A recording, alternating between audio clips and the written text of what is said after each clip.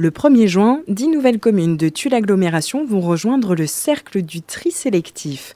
Vous devrez déposer votre sac jaune d'ordures triées devant chez vous. La collecte en porte-à-porte viendra le ramasser.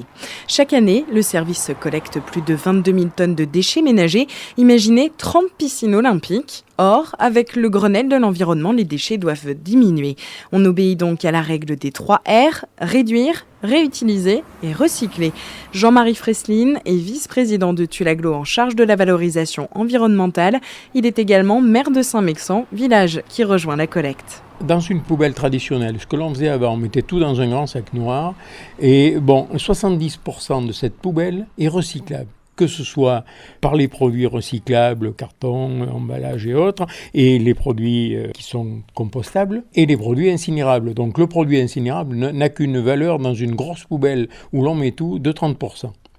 Et en sachant que l'incinération nous coûte très cher, puisqu'il coûte bien sûr aux habitants qui tous les ans payent leur taxe d'enlèvement d'ordures ménagères, l'agglo qui paye pour l'incinération et qui verse quand même au CITOM 19, donc le syndicat mixte des transports et traitement des ordures ménagères, paye 1,6 million d'euros d'incinération.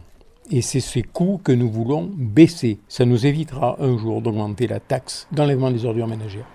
La collecte en porte-à-porte, c'est par rang et par habitant 11,6 kg. Oui, 11,6 kg actuellement, mais c'est trop bas.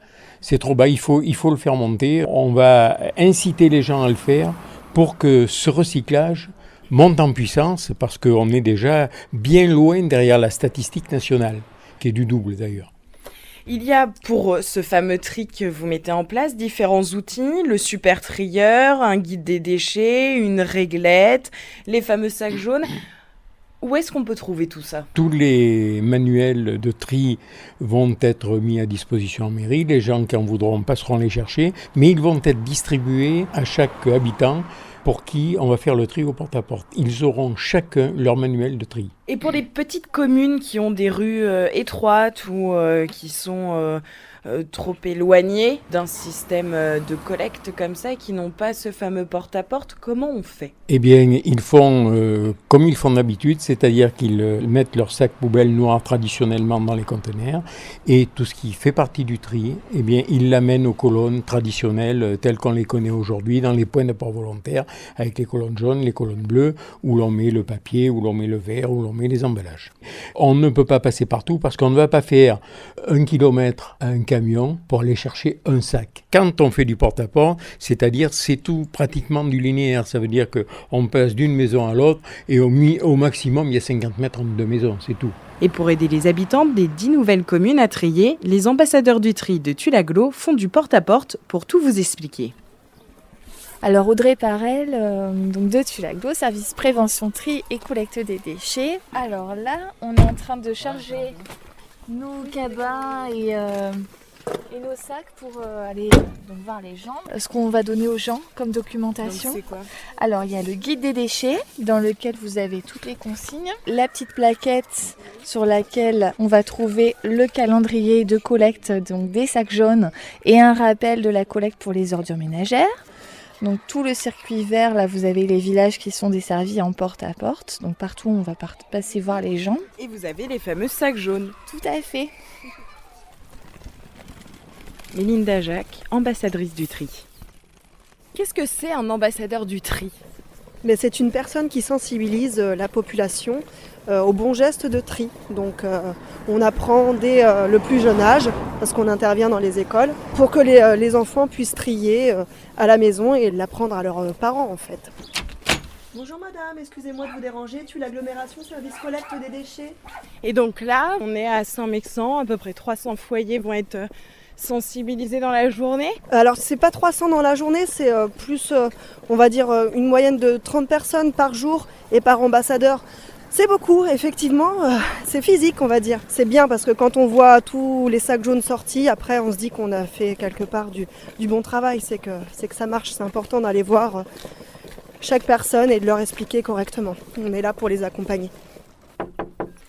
Donc quand il n'y a personne, on fait comment ? Quand il n'y a personne, on met tout dans la boîte aux lettres en fait. La petite réglette du tri, le calendrier de collecte, ainsi que le guide.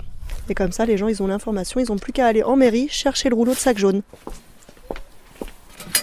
Ces trieurs, quand ils reçoivent ce sac jaune, en fait, chaque foyer a un sac qui est numéroté. À quoi ça va vous servir ? En fait, ça sert à faire un suivi. Donc chaque année, on sait combien il y a de trieurs de plus. Et ça permet aussi de voir s'il y a des gens qui trient mal, par exemple. On peut les retrouver entre guillemets et leur apporter à nouveau l'information du bon geste de tri. Odette, est-ce que vous triez habituellement ? Oui, oui. Je trie les boîtes de lait, tout ça, je les amène là-bas, aux ordures là-bas.